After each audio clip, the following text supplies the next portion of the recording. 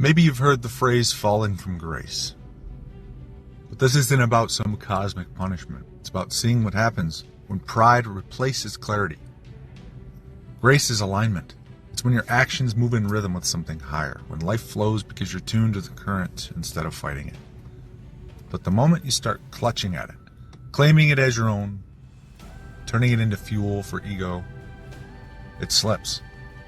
Not because it was taken, but because you lost sight of where it came from. Every myth of the fall, Lucifer cast from heaven, Adam and Eve expelled from the garden, is pointing to the same truth. Grace can't be possessed.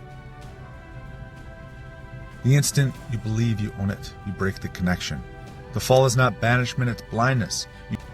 You trade the living source for the imitation, and the light becomes shadow. But falling from grace isn't the end, it's the lesson.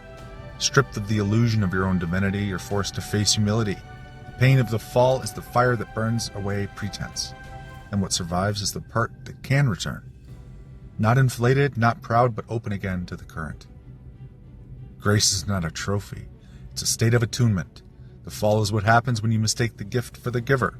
And the return only begins when you stop reaching upward in arrogance and start rooting inward in truth. Humanfluence, out.